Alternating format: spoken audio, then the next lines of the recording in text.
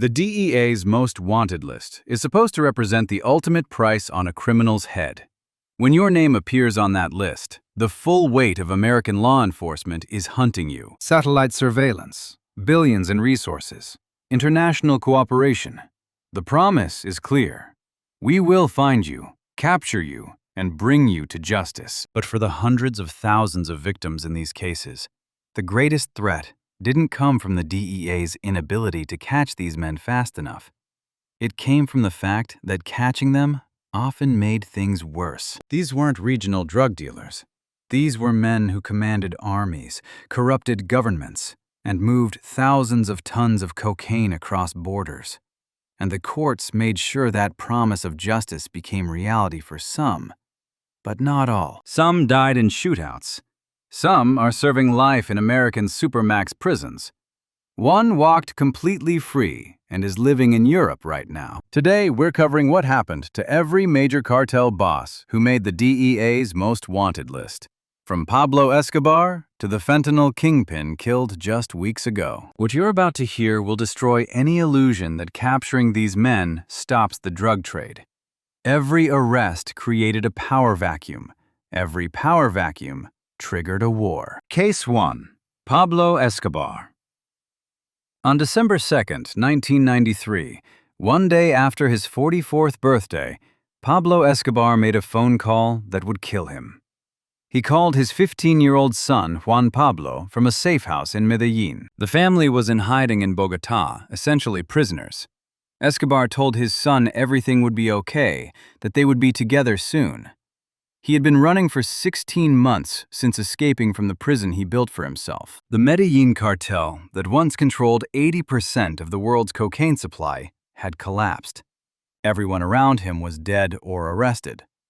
But Escobar still believed he could survive.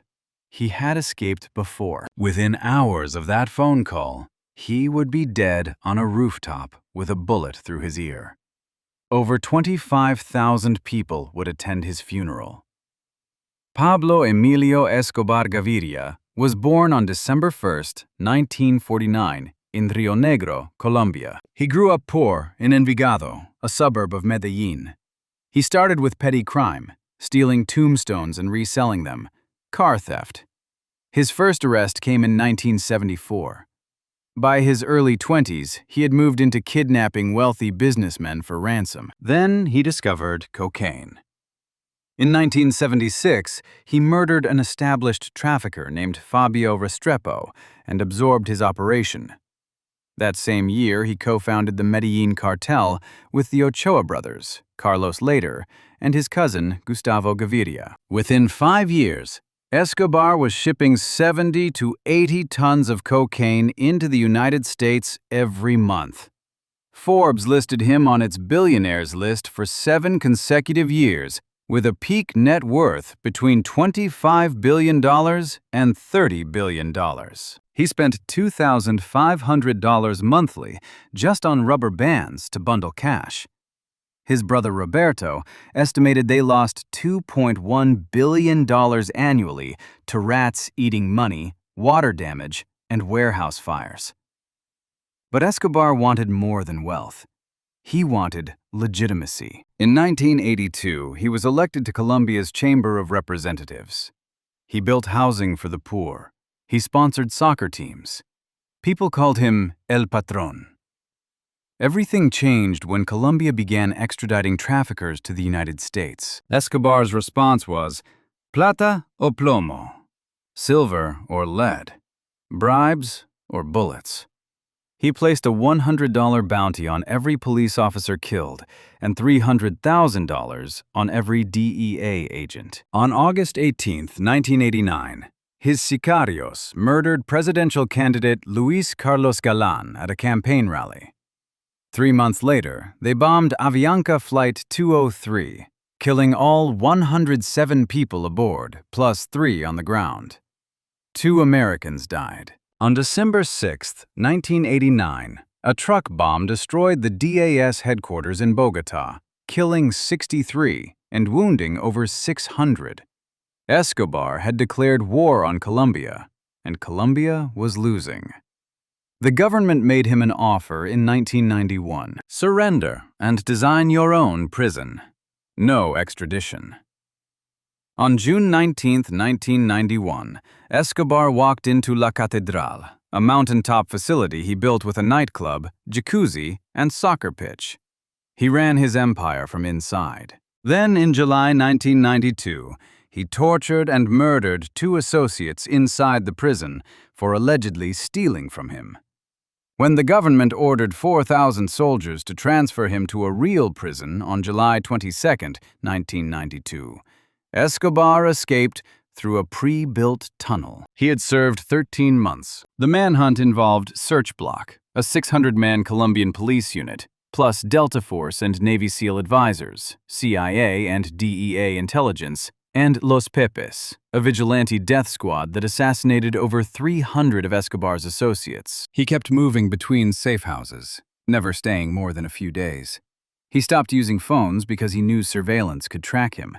But on December 2, 1993, he broke his rule and called his son. A surveillance team led by Lieutenant Hugo Martinez Jr. triangulated the signal to a house in Los Olivos. Search blocks surrounded it. When they announced their presence, gunfire erupted. Escobar and his bodyguard El Limon fled across the terracotta rooftops. Bullets struck Escobar in the left leg, the upper right back, and fatally through the right ear. Who fired the killing shot remains disputed. Search Block claimed credit. Some believe Los Pepes had a shooter. The DEA suggested they coordinated it. Escobar's family claims he shot himself. His body was photographed on the red tiles, blood pooling around his head. There was no trial. Escobar never faced a judge for the thousands of murders he ordered. The Avianca families never confronted him. The relatives of police officers killed for $100 bounties never saw him sentenced.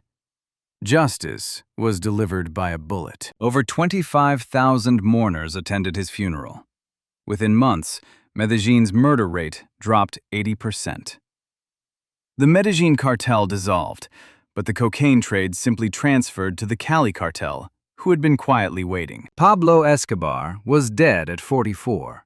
But the empire he built just found new management. His death did not end the drug war. It moved to the next chapter. While Escobar built his empire on violence and spectacle, one of his original partners took a completely different approach and became the first major Colombian to face American justice. Case 2. Carlos Leder. On February 4, 1987, Colombian National Police surrounded a ranch near Guarne, Antioquia. Inside was Carlos Leder, co-founder of the Medellin Cartel and the man who pioneered using airplanes to move massive cocaine loads into the United States. Leder believed he was safe. Someone had betrayed his location. The raid was fast and professional. Leder did not resist. Within hours, rumors pointed to Pablo Escobar as the informant. Leder's increasingly erratic behavior, his far-right political extremism, and his public rants about cocaine as a weapon against American imperialism had made him a liability. Escobar wanted him gone. 9 months later, on December 17, 1987, Leder became the first high-profile Colombian drug lord extradited to the United States. He would spend 33 years in American federal prison before being released and deported to Germany, where he lives today as a free man at 76. Carlos Enrique Leder Rivas was born September 7, 1949, in Armenia, Colombia. His father was a German engineer who had immigrated after World War II. His mother was Colombian. Leder held dual citizenship through his father, a detail that would prove crucial decades later. His parents divorced when he was 15. He emigrated with his mother to New York City, dropped out of high school, and drifted into car theft and small-scale drug dealing. In 1974, he was arrested and sent to Danbury Federal Correctional Institution in Connecticut. There he met George Young, a marijuana smuggler with airplane routes from Mexico. Later convinced Young they were smuggling the wrong drug. Cocaine was lighter, more valuable per kilogram, and the profit margins were astronomical. When Later was deported to Colombia in 1976, they partnered to move cocaine by air. Later's innovation was Norman's Key, a small Bahamian island 210 miles off Florida. Beginning in 1978, operating under the alias Joe Later, he systematically bought properties, bribed Bahamian officials, and forced remaining residents to leave.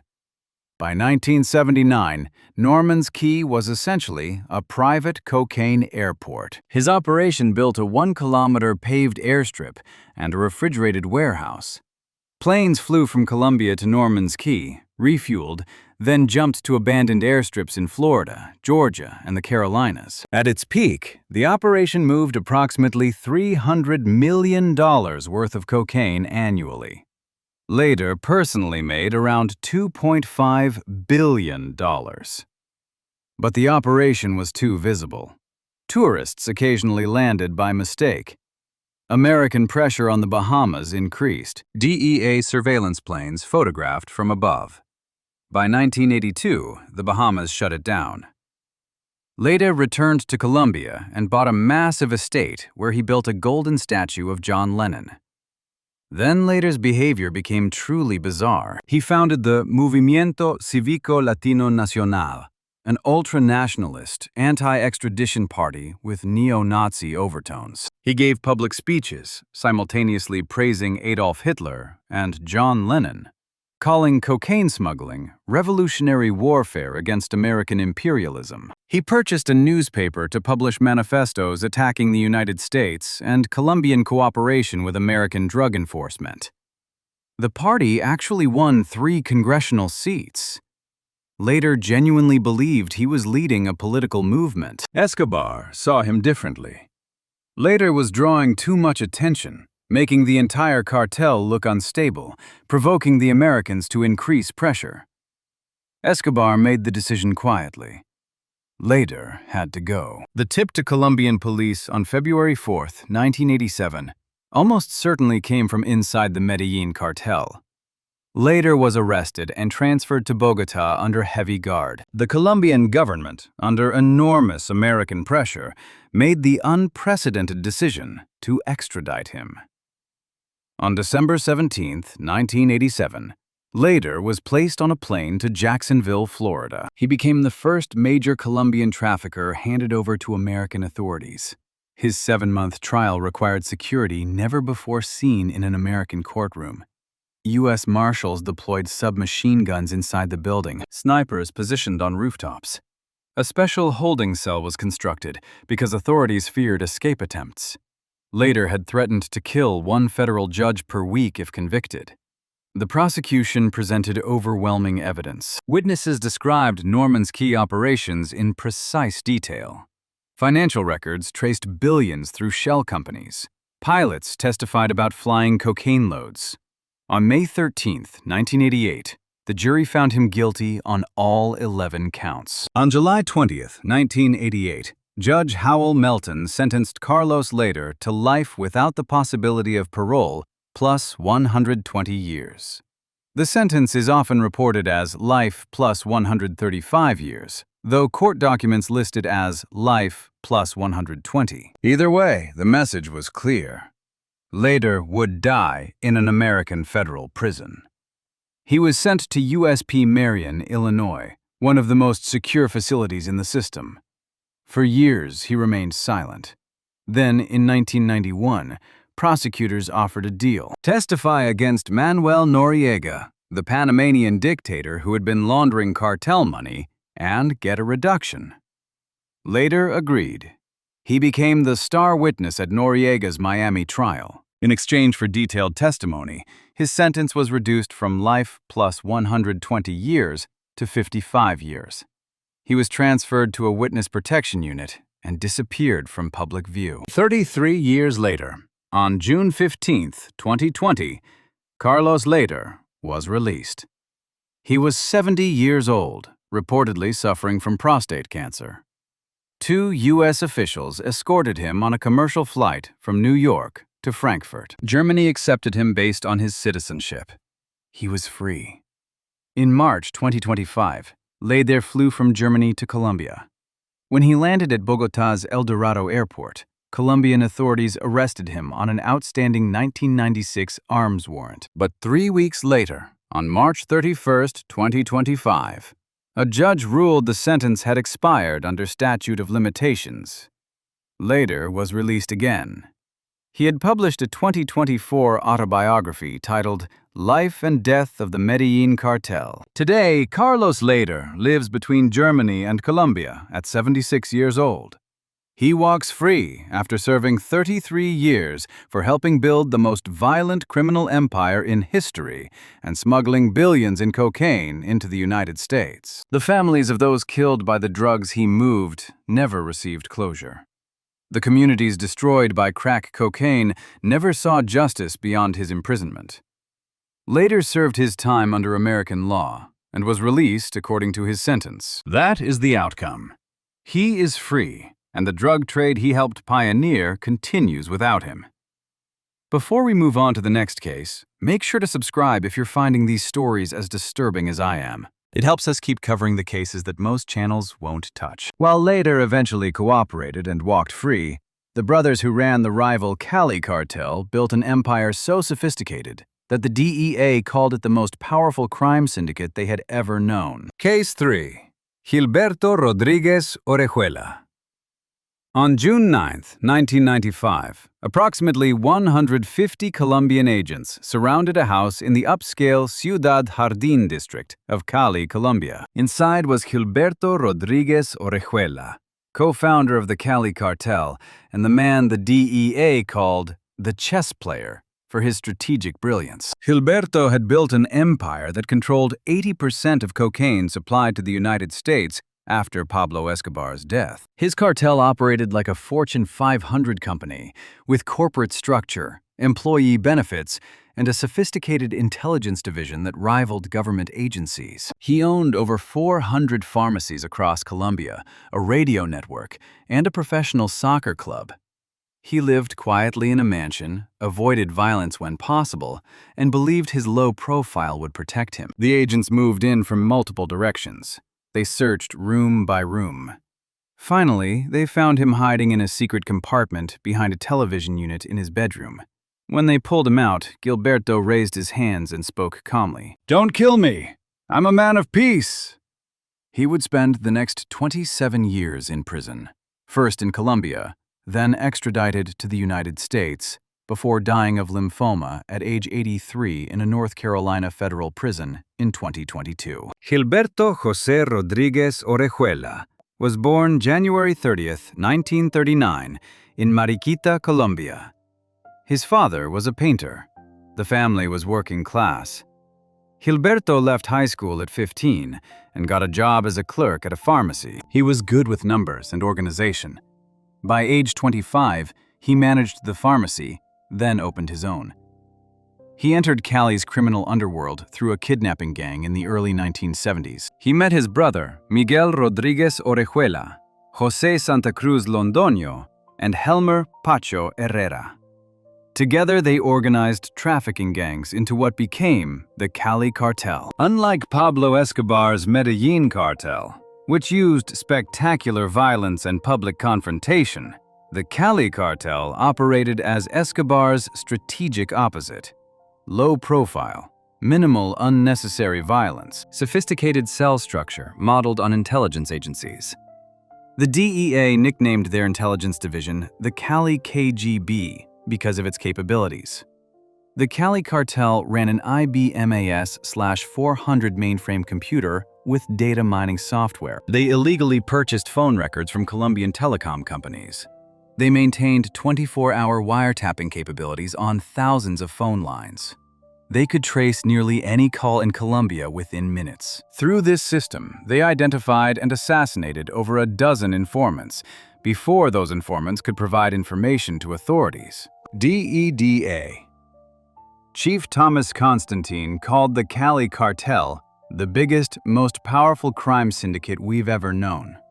After Escobar's death in December 1993, The Cali Cartel controlled roughly 80% of cocaine supplied to the United States, according to official DOJ figures, and up to 90% of the European cocaine market. Annual revenue reached an estimated $5 to $7 billion.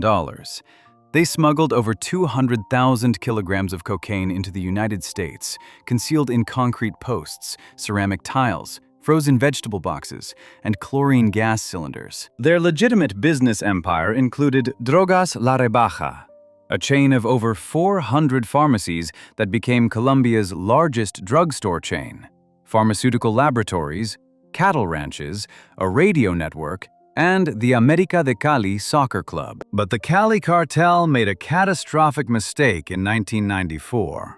They funneled approximately $6 million into the presidential campaign of Liberal Party candidate Ernesto Samper. Audio recordings captured conversations between a journalist intermediary and the Rodriguez Orejuela brothers discussing the donations. The resulting scandal became known as Process 8000, named after its case file number. The scandal implicated the defense minister and campaign treasurer.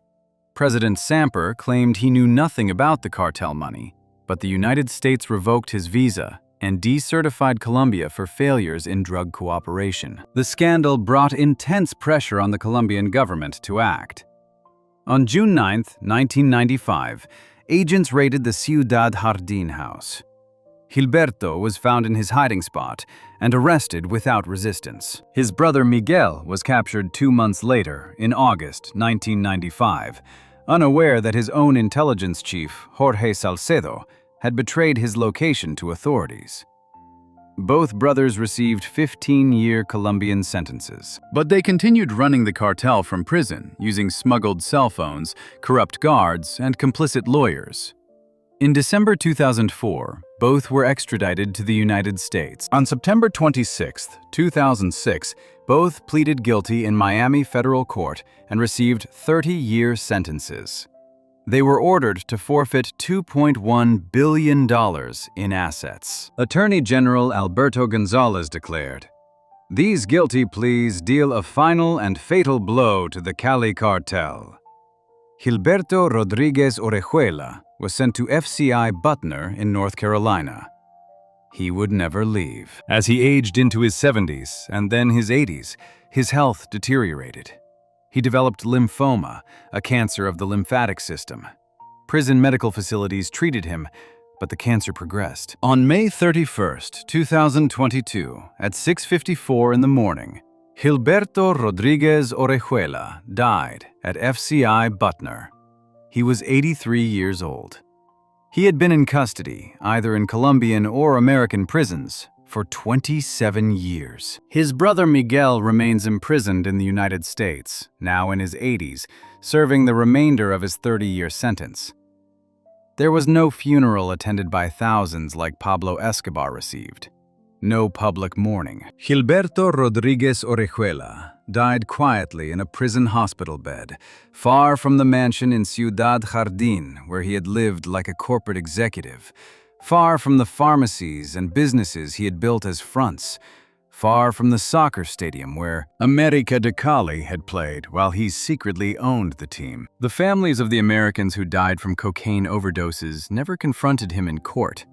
The communities destroyed by crack never heard him explain why profit mattered more than lives. He pleaded guilty, forfeited billions, served his time, and died in custody.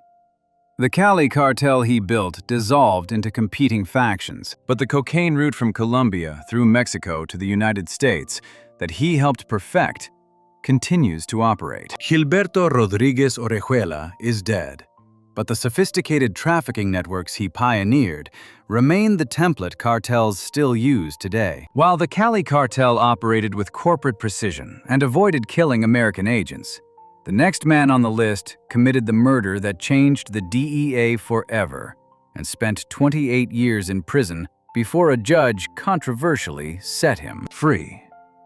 Case 4. Rafael Caro Quintero. On February 7, 1985, at approximately 2 o'clock in the afternoon, 5 armed men grabbed DEA Special Agent Enrique "Kiki" Camarena outside the American consulate in Guadalajara, Mexico. They forced him into a car and drove him to a house at 881 Lope de Vega.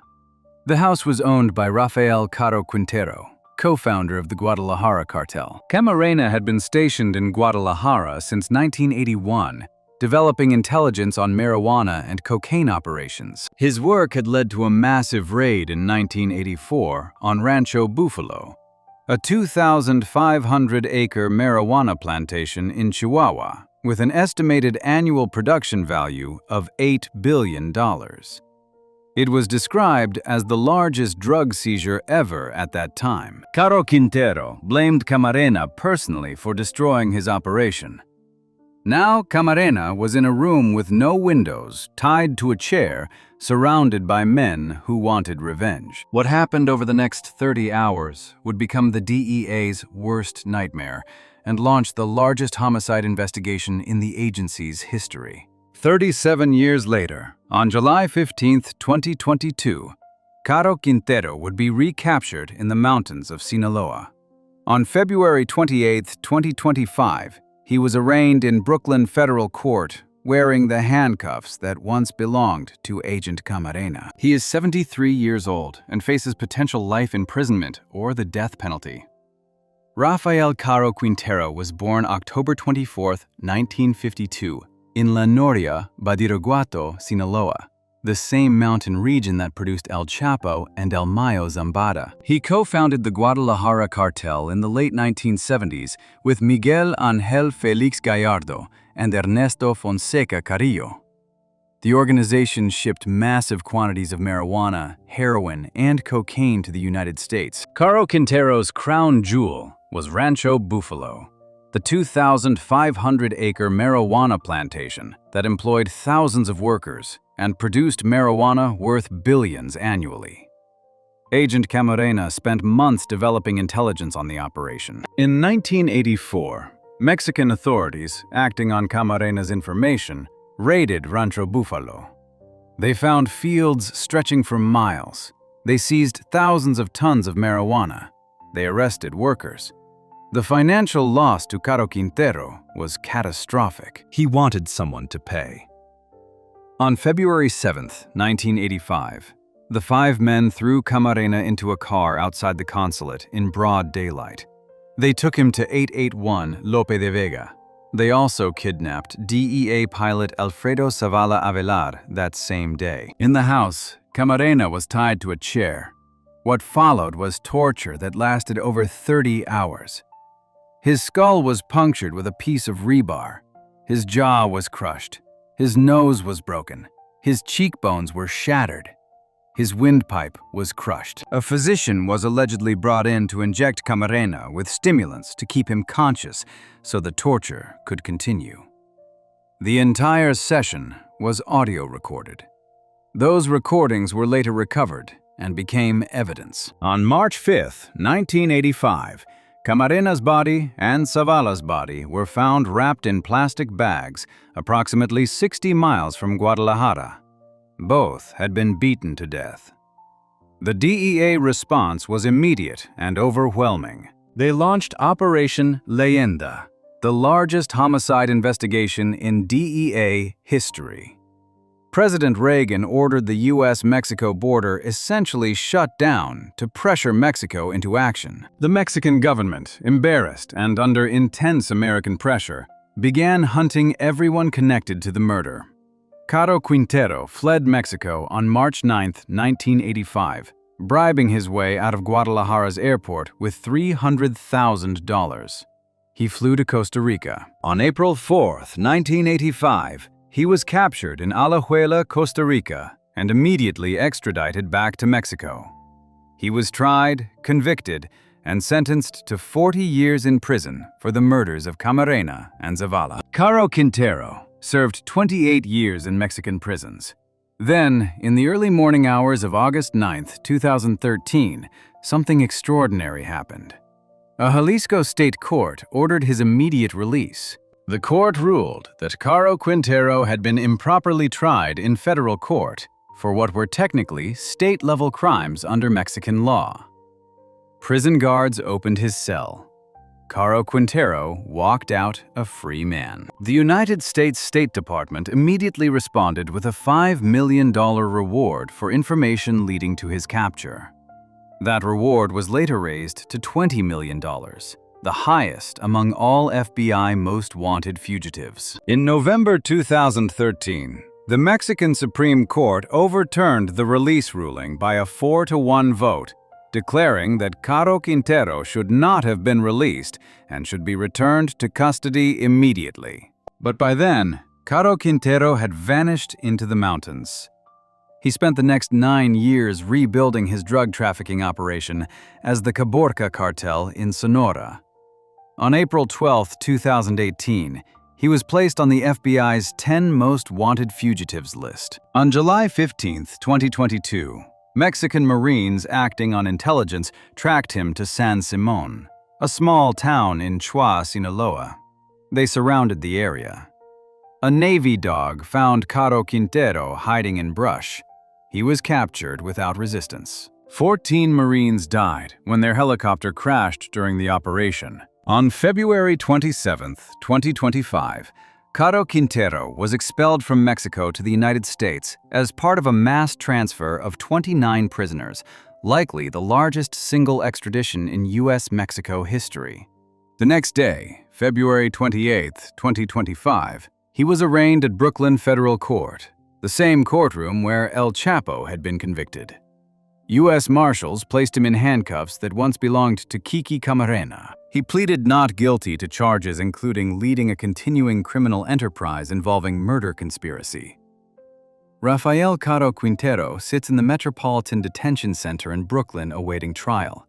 He is 73 years old. He faces potential life imprisonment without parole or the death penalty. The Camarena family has waited 40 years for this trial. Camarena's widow, Mica, and their 3 sons, who were young children when their father was murdered, may finally see Caro Quintero sentenced in an American courtroom. The murder of Kiki Camarena led directly to the creation of Red Ribbon Week, now America's largest anti-drug campaign, observed by millions of schoolchildren every October. Camarena's death changed how the DEA operates in foreign countries, and how the United States government responds when American agents are killed. Caro Quintero spent 28 years in Mexican prison, walked free for 9 years, and now sits in an American jail cell waiting to learn if he will die in prison or be executed. That is where this case stands today. Before we move on to the next case, make sure to subscribe if you're finding these stories as disturbing as I am. It helps us keep covering the cases that most channels won't touch. While Caro Quintero murdered an American agent and spent decades in prison, the next kingpin on the list avoided capture his entire life, but made one fatal decision that killed him on an operating table. Case 5. Amado Carrillo Fuentes. On the evening of July 4, 1997, a man checked into Santa Monica Hospital in Polanco, one of Mexico City's wealthiest neighborhoods, under the name Antonio Flores Montes. He was 40 years old. He told the medical staff he wanted facial plastic surgery and liposuction to change his appearance. 2 bodyguards accompanied him into the operating room and stood watching as the medical team prepared. The patient was actually Amado Carrillo Fuentes, leader of the Juarez Cartel and one of the most powerful drug traffickers in the world. He operated a fleet of over 30 Boeing 727 jets to transport cocaine, earning him the nickname El Señor de los Cielos, the Lord of the Skies. His estimated net worth reached approximately $25 billion. But Amado had decided his face was too recognizable. Authorities were closing in. He needed to disappear. The 8-hour surgery began. Somewhere during the procedure, something went catastrophically wrong. Amado Carrillo Fuentes suffered cardiac arrest on the operating table and died.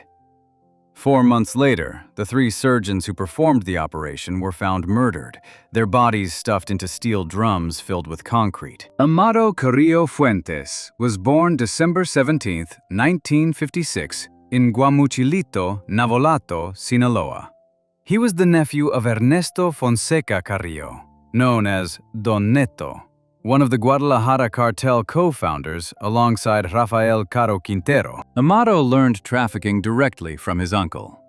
He obtained a pilot's license and began flying marijuana and cocaine shipments. He also worked for Mexico's Federal Security Directorate, the DFS, which gave him connections inside government and law enforcement. His uncle sent him to Ojinaga, Chihuahua, to learn border operations under Pablo Acosta Villarreal and Rafael Aguilar Guajardo. When Acosta was killed in 1987, Amado gained more control. When Rafael Aguilar Guajardo was assassinated in Cancun in 1993, Amado seized sole control of the Juarez cartel. Many suspected Amado himself ordered the hit. What made Amado different was his understanding of air transport. While other cartels moved drugs in trucks and cars, Amado bought Boeing 727 commercial jets.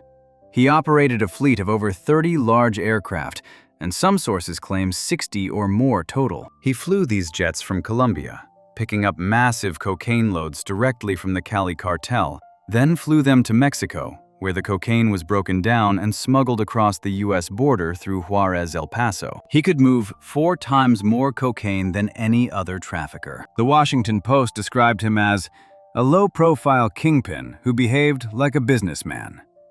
Unlike Pablo Escobar, who courted publicity, Amado avoided cameras and stayed out of the public eye. His net worth reached approximately $25 billion at his peak. The Juarez cartel, under his leadership, became one of Mexico's most powerful criminal organizations.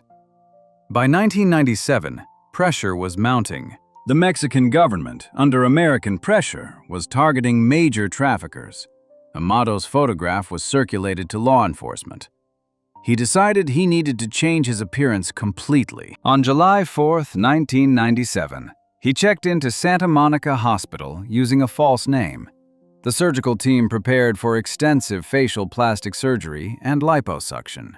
The procedure would take approximately 8 hours. Amado's bodyguards stood in the operating room watching. The anesthesiologist administered sedatives and anesthesia. Somewhere during those 8 hours, likely from a combination of medications that caused respiratory failure, Amado Carrillo Fuentes went into cardiac arrest. The medical team attempted to revive him. They failed. He was pronounced dead. His identity was confirmed through fingerprints and DNA analysis. The immediate aftermath was chaos. Amado's family claimed the body and held a private funeral. The Mexican government confirmed that one of the most wanted traffickers had died not in a shootout, but on an operating table during elective cosmetic surgery. Then, on November 7, 1997, 4 months after Amado's death, 3 bodies were discovered along the Mexico City-Acapulco highway near Iguala. The bodies were inside steel drums filled with concrete. When investigators broke them open, they found 3 men who had been extensively tortured before being killed. Their fingernails had been removed. They showed burns and strangulation marks. The victims were Dr. Jaime Godoy Singh, Dr. Carlos Avila, and Colombian plastic surgeon Dr. Ricardo Reyes, 3 of the surgeons who operated on Amado on July 4th. 2 additional doctors connected to the surgery also reportedly died under suspicious circumstances. Before their murders, the 3 surgeons had been charged with homicide in Amado's death. Mexican prosecutors alleged the doctors deliberately administered a lethal combination of medications that caused his cardiac arrest. The theory was never proven because all 3 were killed before trial. Whether they were murdered by Amado's families seeking revenge, by rival cartels, or by associates who believed the doctors knew too much, will never be known. Amado's younger brother, Vicente Carrillo Fuentes, known as El Viceroy, assumed control of the Juarez cartel. The organization continued operating for years, but the alliance between the Juarez cartel and Sinaloa cartel eventually collapsed, triggering the Juarez cartel war from 2008 to 2012. The conflict turned Ciudad Juarez into the most dangerous city on earth. Approximately 3,700 murders occurred there in 2010 alone, an average of 10 people killed every single day. The murder rate exceeded 200 per 100,000 inhabitants. Over 4 years, more than 10,000 people were killed. Bodies were hung from bridges. Entire families were massacred. Businesses closed. Families fled to El Paso, and parts of the city became ghost towns. Vicente Carrillo Fuentes was captured in October 2014. He was held in Mexican custody for over 10 years. On February 27, 2025, the same day Rafael Caro Quintero was expelled to the United States, Vicente was also extradited as part of the mass transfer of 29 prisoners. He is currently being held in Brooklyn, awaiting trial on drug trafficking charges. Amado Carrillo Fuentes died at 40 years old, trying to change his face and disappear. The surgeons who operated on him died in concrete-filled drums. His brother now sits in an American jail. The Juarez cartel he built triggered a war that killed over 10,000 people. And the cocaine route he perfected using Boeing 727 jets continues to operate under new management. Amado never faced trial, never faced the families of overdose victims, never spent a day in prison. He died on an operating table, and the violence he created outlived him by decades. While Amado Carrillo avoided capture his entire life and died during surgery, the next trafficker became the most famous drug lord in the world by escaping from prison twice and finally ending up in America's most secure facility. Case 6. Joaquin El Chapo Guzman. On January 19, 2001, at approximately 9 o'clock in the evening, guards at Puente Grande Federal Prison in Jalisco, Mexico, conducted their regular head count. When they reached cell 307, they found it empty. Joaquin Guzman Loera, known as El Chapo, was gone. He had been serving a 20-year sentence for drug trafficking and was scheduled to be extradited to the United States the following day. Investigators later determined that 71 prison employees had been bribed to facilitate the escape. The official story was that El Chapo hid inside a laundry cart that was wheeled through multiple security checkpoints and out of the prison. Journalist Anabel Hernandez later argued he actually walked out disguised as a police officer. Either way, the escape cost an estimated $2.5 million in bribes and began a 13-year manhunt. El Chapo would be captured 2 more times and escape once more before finally being extradited to the United States. On July 17, 2019, he was sentenced to life without parole plus 30 years in ADX Florence Supermax Prison in Colorado, where he now spends 23 hours per day in solitary confinement in a 7 by 12-foot soundproof concrete cell. Joaquin Archibaldo Guzman Loera was born on April 4, 1957, in La Tuna, Badiraguato, Sinaloa, Mexico.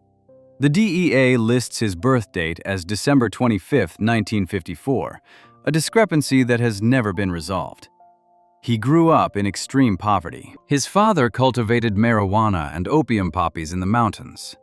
Guzman dropped out of school after 3rd grade and helped his father in the fields. By the mid-1980s, he was working as a logistics coordinator for Miguel Ángel Félix Gallardo, the leader of the Guadalajara cartel. Guzman earned the nickname El Rápido because of his speed in moving product from point to point. He was also called El Chapo, which means shorty, because he stood only 5 feet 6 inches tall.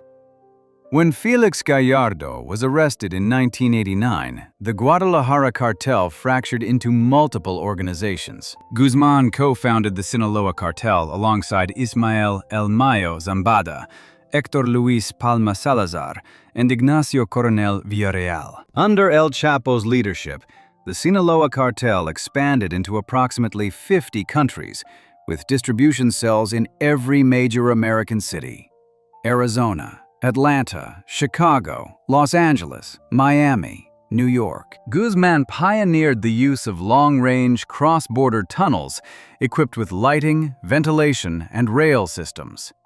His organization used fishing boats, submarines, carbon fiber aircraft, and rail cars with hidden compartments. Forbes ranked him among the world's most powerful people from 2009 to 2013, and estimated his net worth at approximately $1 billion. The cartel's annual revenue was estimated at $3 billion. In 2013, the city of Chicago named El Chapo Public Enemy Number 1. The first person to receive that designation since Al Capone in 1930. His trial later established that the Sinaloa cartel imported over 1 million kilograms of cocaine, marijuana, methamphetamine, and heroin into the United States over 25 years. El Chapo was first arrested on June 9, 1993, in Guatemala after a gunfight. He was extradited to Mexico, convicted, and sent to Puente Grande Maximum Security Prison. Then came the laundry cart escape on January 19, 2001, exactly 1 day after Mexico's Supreme Court had authorized the extradition of prisoners to the United States. He spent 13 years as a fugitive in the Sierra Madre Mountains, running the Sinaloa cartel in partnership with El Mayo Zambada.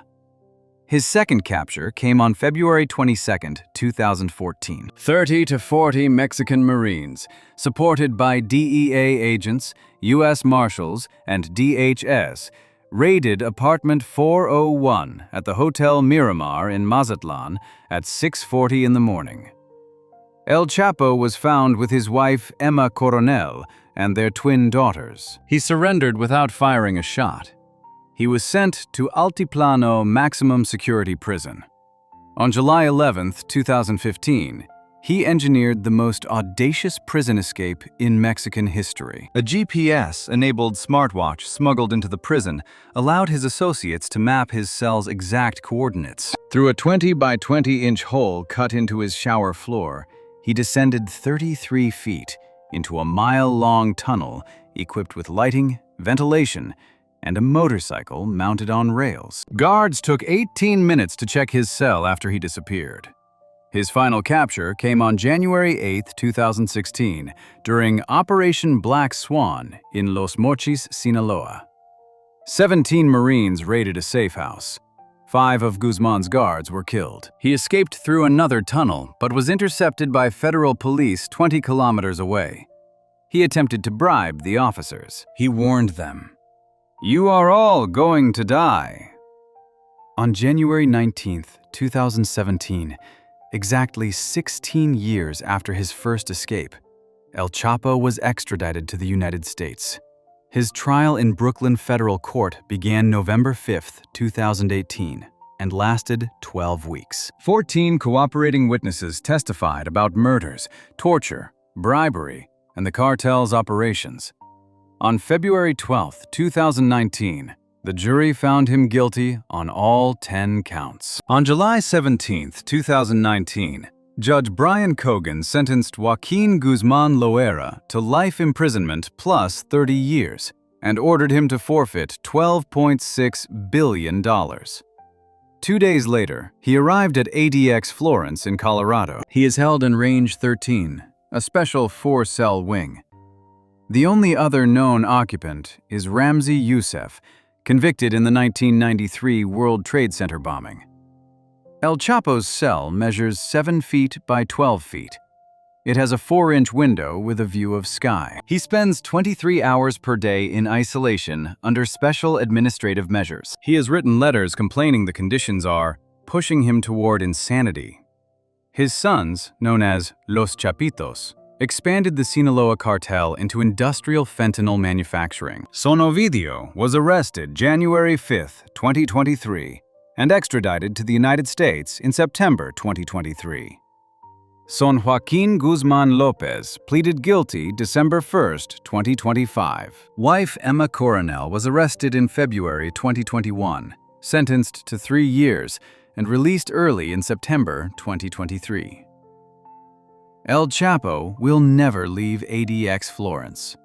he will die in that 7 by 12-foot cell. The families of those killed by Sinaloa cartel violence never heard him express remorse.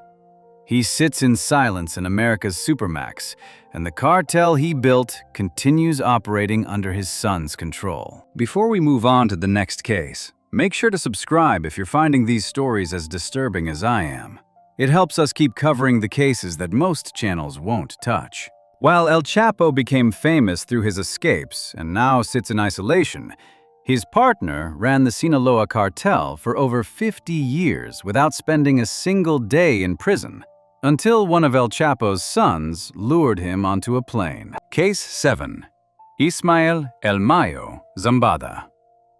On July 25, 2024, at approximately 2 o'clock in the afternoon, a small private plane landed at Doña Ana County International Jetport in Santa Teresa, New Mexico, just across the border from El Paso, Texas. When the plane's door opened, U.S. federal agents were waiting on the tarmac. 2 men stepped off the aircraft. One was Joaquin Guzman Lopez, son of El Chapo. The other was a 76-year-old man who had been one of the most wanted drug traffickers in the world for over 5 decades. His name was Ismael Mario Zambada Garcia, known as El Mayo. He co-founded the Sinaloa cartel in 1989 and had been trafficking drugs since 1969, operating for 55 years without spending a single day in prison. The U.S. State Department had called him unique in that he has spent his entire adult life as a major international drug trafficker, yet he has never spent a day in jail. The reward for his capture was $15 million. But the circumstances of his arrest were unlike anything in cartel history. El Mayo had not been caught. He had been kidnapped by El Chapo's son, hooded, bound, sedated, and delivered to American authorities like cargo. Within months, his capture would trigger a civil war inside the Sinaloa cartel that has killed over 2,000 people and is still raging today. Ismael Zambada Garcia was born January 1, 1948, in El Alamo, Culiacan, Sinaloa, Mexico. He first planted marijuana in 1969 at age 21. While other traffickers became famous, Zambada remained invisible. He was the anti-El Chapo, methodical, silent, allergic to publicity. He gave only one known interview in his entire life to Proceso magazine in 2010. In that interview, he said, "I'm terrified of being incarcerated. I'd like to think that, yes, I would kill myself." While El Chapo attracted headlines with prison escapes and theatrical captures, Zambada quietly managed the Sinaloa cartel's day-to-day operations. He received multi-ton cocaine shipments by sea from Colombian sources and distributed them via aircraft, narco-submarines, container ships, fishing vessels, buses, trains, and trucks. His bribery budget was often $1 million per month to high-level Mexican officials. After El Chapo's final arrest in 2016, the State Department declared Zambada the unquestioned senior leader of the Sinaloa cartel. During his August 2025 guilty plea, he acknowledged the cartel transported at least 1.5 million kilograms of cocaine. From 1980 to 2024, the story of how El Mayo was finally captured is extraordinary. According to his own account, later confirmed by Joaquin Guzman Lopez's December 2025 guilty plea, El Chapo's son lured the 76-year-old Zambada to a ranch near Culiacan under false pretenses. Guzman Lopez told Zambada they needed to mediate a political dispute involving Sinaloa's governor. Zambada trusted the son of his longtime partner. When Zambada arrived at the ranch, armed men assaulted him, threw him to the ground, hooded him, and bound his wrists. They forced him onto a private plane. Guzman Lopez removed the hood mid-flight and gave Zambada a sedative-laced drink. The plane flew directly to New Mexico, where U.S. federal agents arrested both men on the tarmac. U.S. Ambassador Ken Salazar later confirmed, "This was an operation between cartels, where one turned the other one in." Another politician, Hector Melesio Cuen Ojeda, who was supposed to attend the meeting, was found dead that same day. On August 25, 2025, Ismael Zambada Garcia appeared in Brooklyn federal court and pleaded guilty to 2 of 17 counts: racketeering conspiracy under RICO statutes and running a continuing criminal enterprise. He told the court, "I recognize the great harm illegal drugs have done to the people of the United States and Mexico. I take responsibility for my role in all of it, and I apologize." He agreed to forfeit $15 billion. Attorney General Pamela Bondi stated, "This foreign terrorist committed horrific crimes against the American people. He will now pay for those crimes by spending the rest of his life behind bars." His sentencing was postponed at defense request to April 13, 2026. He faces mandatory life imprisonment without the possibility of parole. But El Mayo's capture did not reduce violence. It multiplied it. Beginning September 9, 2024, just weeks after his arrest, the Sinaloa cartel fractured into a brutal civil war. On one side is La Chapiza, the faction loyal to the Guzman family and controlled by El Chapo's sons.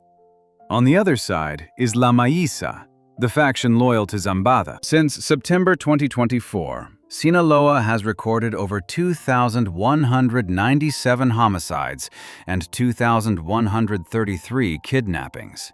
Violence nearly quadrupled compared to previous levels. Mutilated bodies hang from overpasses in Culiacan. Firefights erupt in broad daylight. Mexico has deployed 14,000 soldiers to Sinaloa, but the killing continues. By early 2026, the death toll had already surpassed all of 2024. The war shows no signs of ending. Ismael Zambada Garcia sits in a Brooklyn detention cell, awaiting his April 13, 2026 sentencing hearing. He is 78 years old. He operated for 55 years without capture, longer than any major trafficker in history. He avoided the spotlight, avoided violence when possible, bribed officials at the highest levels, and built a trafficking empire that moved 1.5 million kilograms of cocaine into the United States. He told the court he takes responsibility and apologizes. But those words cannot bring back the tens of thousands of Americans who died from Sinaloa cartel cocaine and fentanyl. Those words cannot stop the civil war his capture triggered, which has killed over 2,000 people in Sinaloa in less than 2 years.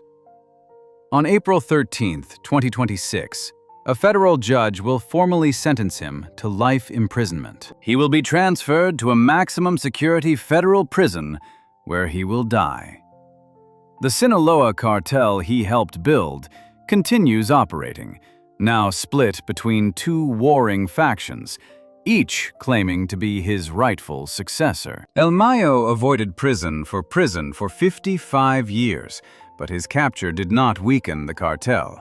It tore it apart and turned Sinaloa into a war zone. While El Mayo spent over 50 years avoiding capture, the next trafficker on the list made a decision that changed the entire structure of Mexican cartels by recruiting elite soldiers and turning them into the most brutal enforcement group Mexico has ever seen. Case 8.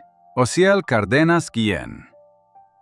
On November 9, 1999, DEA Special Agent Joe Dubois and FBI agent Daniel Fuentes were driving through Matamoros, Tamaulipas, Mexico, in an unmarked vehicle conducting surveillance. Suddenly, 8 SUVs surrounded them from all directions and forced them to stop. Approximately 15 armed men emerged from the vehicles. Some wore police uniforms, others wore tactical gear. All carried assault rifles. A man walked up to the agent's vehicle. His name was Osiel Cárdenas Guillén. He was the leader of the Gulf Cartel. He had personally come to confront 2 American federal agents on Mexican soil. Cárdenas pointed his weapon at the agents through the window. He reportedly declared, "You gringos, this is my territory." The agents warned him that killing U.S. federal agents would bring an unprecedented American response. Cárdenas let them drive away, but the confrontation triggered a massive manhunt. A $2 million FBI bounty was placed on his head. 4 years later, he was captured. But the legacy of Osiel Cárdenas Guillén is not his own criminal career. It is what he created. He recruited elite Mexican Special Forces soldiers to be his personal security detail, and those soldiers became Los Zetas, the most violent paramilitary organization in Mexican history. Osiel Cárdenas Guillén was born May 18, 1967, in Matamoros, Tamaulipas, a border city directly across from Brownsville, Texas. He started as a car mechanic who dealt cocaine on the side. In 1992, he was arrested in Brownsville with 2 kilograms of cocaine, convicted, and sentenced to 63 months in U.S. prison.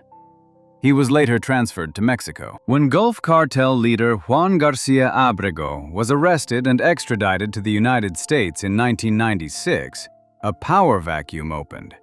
Cárdenas seized it. In mid-1999, he ordered the execution of his own partner and friend, Salvador El Chava Gomez Herrera, who was the godfather of Cárdenas's baby. Gomez was shot in the head while riding in Cárdenas's own Dodge Durango. This murder earned Cárdenas the nickname El Mata Amigos, the friend killer. But Cárdenas made a decision that would reshape Mexico's entire criminal landscape. He decided to recruit former members of the Grupo Aeromóvil de Fuerzas Especiales, known as GAFE, Mexico's elite special forces unit. These soldiers had been trained in counterinsurgency, explosives, and aerial assaults by U.S. Special Forces and Israeli Defense Forces.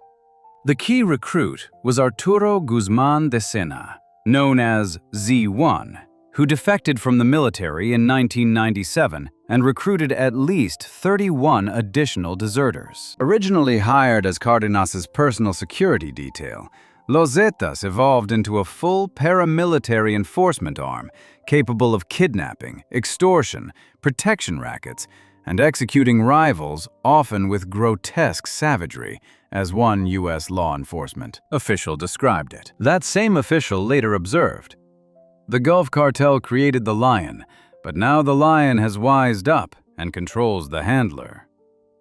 The November 9, 1999 confrontation with DEA agent Dubois and FBI agent Fuentes brought intense American pressure. A $2 million reward was offered for Cárdenas. On March 14, 2003, a secret 6-month military operation planned by only 3 people, President Vicente Fox, the Defense Secretary, and the Attorney General, culminated in Cárdenas's capture after a shootout in Matamoros.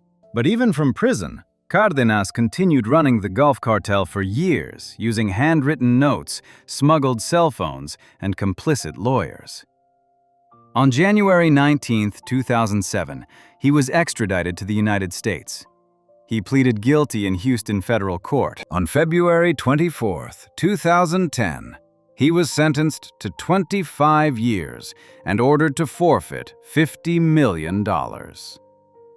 Osiel Cárdenas Guillén was released from U.S. federal prison on August 30, 2024, after serving his sentence. He was immediately placed in ICE custody. On December 16, 2024, he was deported to Mexico. When he stepped off the plane at the airport, Mexican authorities were waiting. He was immediately rearrested and is currently held at Altiplano Maximum Security Prison, facing multiple criminal charges, including organized crime and murder. He potentially faces 730 years in prison if convicted on all charges. At 57 years old, Osiel Cárdenas Guillén will almost certainly die in a Mexican prison. But what he unleashed cannot be undone.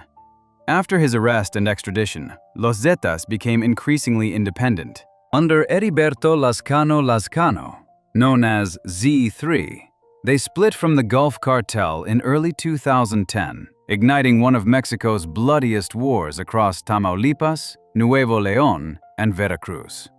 Los Zetas introduced unprecedented brutality. They massacred 72 migrants in San Fernando, Tamaulipas in 2010. They engineered mass prison breaks, including 141 inmates escaping in a single 2010 incident. They used psychological terror warfare, hanging mutilated bodies from bridges with threatening messages. Cardenas's brother, Antonio, known as Tony Tormenta, was killed in a 6-hour shootout with Mexican forces in 2010. The Gulf Cartel itself splintered into rival factions. Journalist Michael Dibert called Cardenas arguably the most impactful, though not most famous, drug lord in Mexican history. José Cárdenas Guillén served his American sentence and walked out of prison on August 30th, 2024. He was deported to Mexico and immediately rearrested on December 16th, 2024. He sits in Altiplano prison today, awaiting trial on charges that could keep him imprisoned for the rest of his life.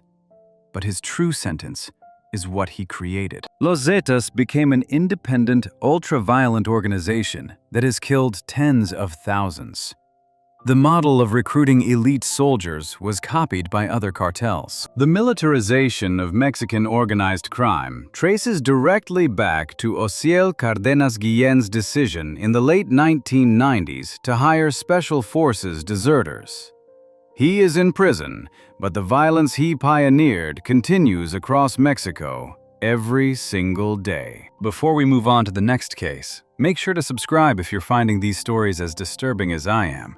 It helps us keep covering the cases that most channels won't touch. While José Cárdenas created Los Zetas and now sits in a Mexican prison, the next cartel leader on the list died in a shootout that ended with his corpse photographed covered in blood-soaked $100 bills. Case 9.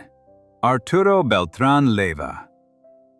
On December 16, 2009, at approximately 5 o'clock in the afternoon, approximately 200 Mexican Marines surrounded a luxury condominium complex called Altitude in Cuernavaca, Morelos, about 50 miles south of Mexico City. Inside the building was Arturo Beltrán Leiva, the leader of the Beltrán Leiva organization and one of the most wanted men in Mexico. Intelligence sources had tracked him to the location.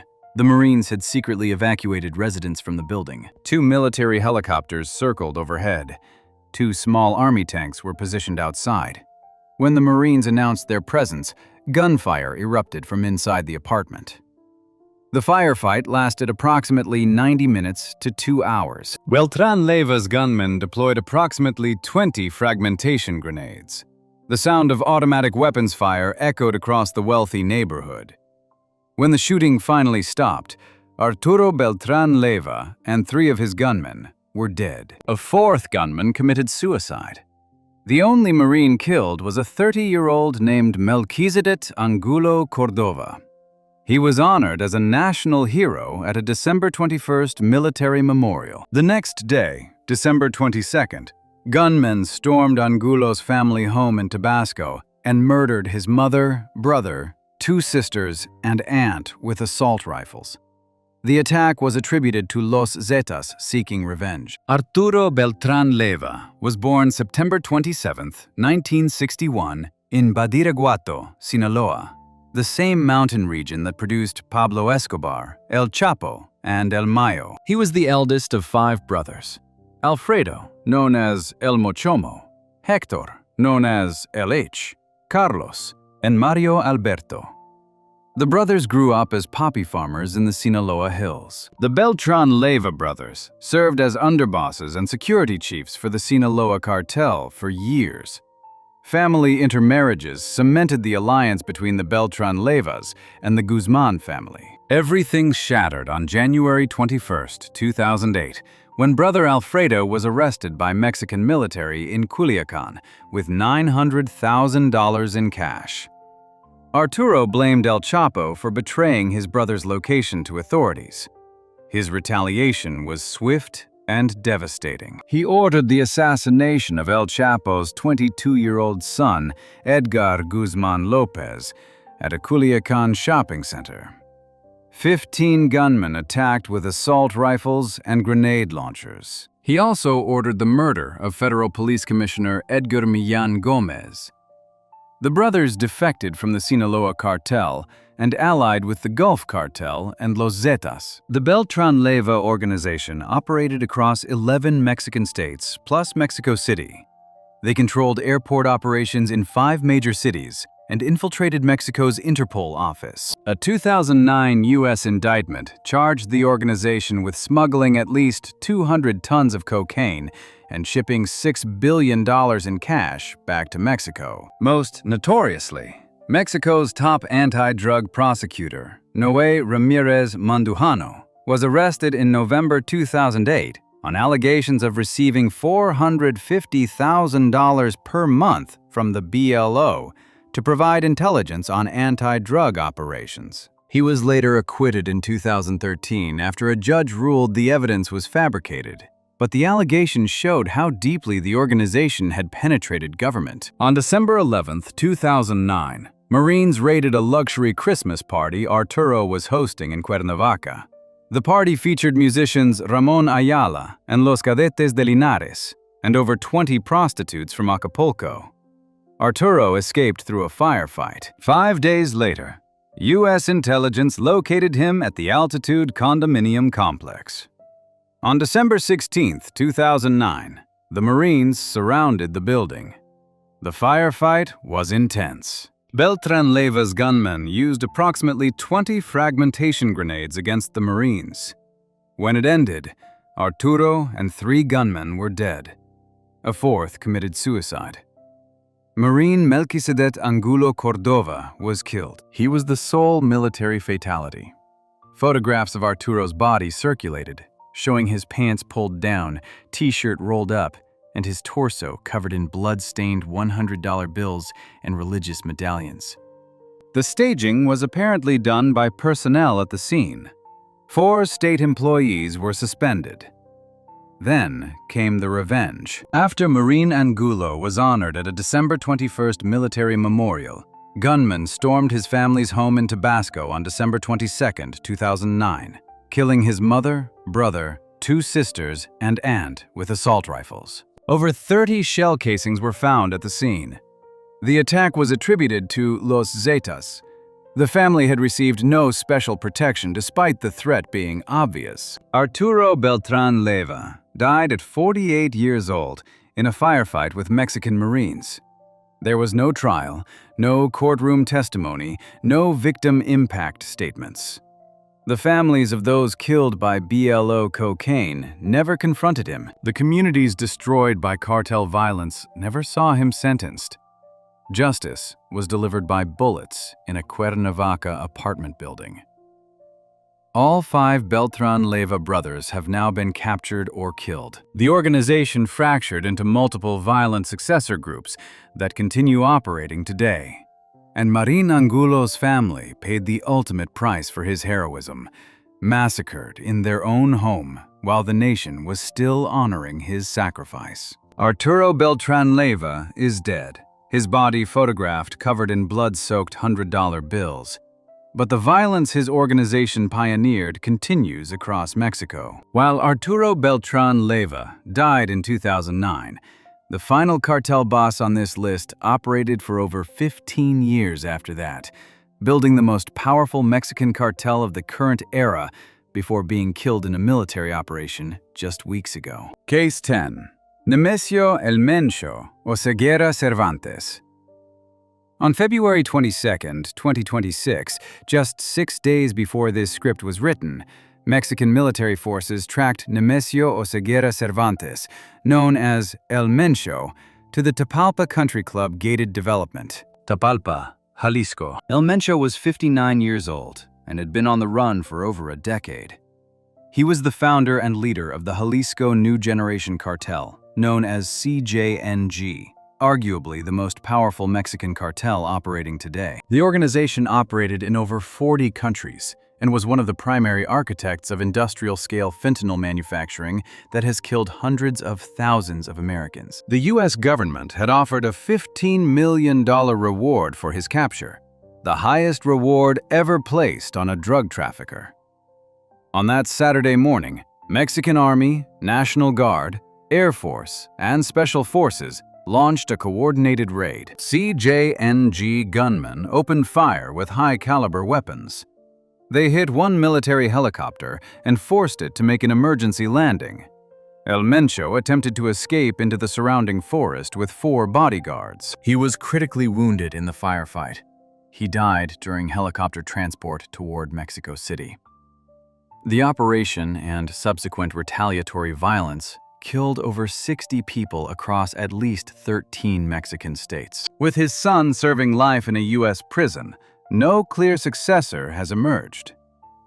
Nemesio Ruben Oseguera Cervantes was born July 17, 1966, in Aguililla, Michoacán, Mexico, into extreme poverty in a rural mountain town. He illegally crossed into the United States multiple times during the 1980s. In 1992, he pleaded guilty to conspiracy to distribute heroin in a U.S. court and served approximately 3 years in federal prison before being deported back to Mexico. He briefly became a municipal police officer in Jalisco before entering organized crime. He became chief of hitmen for the Milenio Cartel, which was allied with Sinaloa cartel capo Nacho Coronel. When Coronel was killed by the Mexican army in July 2010 and Milenio's leader was captured, the cartel split. El Mencho's faction, initially called Los Torcidos, rebranded as the Jalisco New Generation Cartel and grew with explosive speed. Under El Mencho, CJNG expanded from a regional Jalisco group into arguably Mexico's most powerful cartel, operating in over 40 countries with an estimated franchise-like structure of approximately 90 allied organizations. CJNG controlled the port of Manzanillo, critical for importing Chinese precursor chemicals used to manufacture fentanyl and methamphetamine. The cartel became one of the earliest architects of industrial-scale fentanyl manufacturing in Mexico, directly fueling the U.S. opioid crisis that has killed over 100,000 Americans annually in recent years. El Mencho's son, Ruben, known as El Menchito, told prosecutors his father was building an empire with fentanyl as early as 2015. CJNG introduced military-grade violence to a new level. On May 1, 2015, CJNG gunmen shot down a Mexican military helicopter using an RPG-7 rocket-propelled grenade, a Browning M2 heavy machine gun, and a Barrett M82 anti-materiel rifle. It was the first time in the Mexican drug war that organized crime successfully downed an aircraft. 9 law enforcement officers were killed. The cartel routinely ambushed police convoys, kidnapped military personnel, and displayed mutilated corpses with CJNG banners. In August 2019, 19 bodies were found in Uruapan, Michoacán. 9 were hung semi-naked from a bridge with a sign reading, "Lovely people, carry on with your routines." Law enforcement systematically targeted El Mencho's family. Daughter Jessica Johanna Oseguera, a U.S. citizen, was arrested in February 2020 in Washington, D.C., and sentenced to 2.5 years in prison. Son Ruben, known as El Menchito, was extradited to the United States in February 2020. In September 2024, he was convicted and sentenced to life imprisonment plus 30 years and ordered to forfeit over $6 billion. Wife Rosalinda González Valencia was arrested in November 2021 but released in February 2025. Brother Antonio was arrested in December 2022. Despite these arrests, El Mencho remained free. On February 22, 2026, Mexican forces, coordinating with the U.S. Joint Interagency Task Force Counter Cartel, tracked El Mencho through surveillance of a trusted associate linked to a romantic partner. When the raid began at the Tapalpa Country Club, CJNG gunmen opened fire immediately. They hit a military helicopter with heavy weapons, forcing an emergency landing. El Mencho and 4 bodyguards attempted to flee into the forest. El Mencho was critically wounded in the exchange of gunfire. He was placed on a military helicopter for transport to Mexico City for emergency medical treatment. He died during the flight. He was 59 years old. The retaliatory violence was immediate and widespread. CJNG operatives launched coordinated attacks across at least 13 Mexican states. They set up road blockades, burned vehicles, and torched stores. Over 60 people were killed in the violence, including 25 National Guard members specifically targeted in retaliatory attacks, over 30 cartel operatives, and several civilians caught in the crossfire. Flights to Puerto Vallarta and Guadalajara were canceled. The Mexican government deployed thousands of additional troops to Jalisco and surrounding states. Nemesio Oseguera Cervantes died on February 22, 2026, during a military operation. There will be no trial, no courtroom, no victim impact statements. The tens of thousands of American families who lost children to fentanyl overdoses will never confront him. The Mexican communities terrorized by CJNG will never see him sentenced. His son Ruben is serving life plus 30 years in a U.S. federal prison. With El Mencho dead and El Menchito imprisoned for life, no clear successor has emerged to lead CJNG. The organization is fragmenting. Violence in Jalisco and surrounding states continues to escalate as different factions fight for control. El Mencho built the most powerful cartel of the current era, pioneered industrial fentanyl production that has killed hundreds of thousands of Americans, and died in a helicopter 6 days ago. The fentanyl manufacturing operations he built continue running without him. The trafficking routes continue operating, and the violence he unleashed shows no sign of stopping. If you enjoyed this deep dive into what happened to every cartel boss on the DEA's most wanted list, make sure to subscribe. I'll see you in the next video.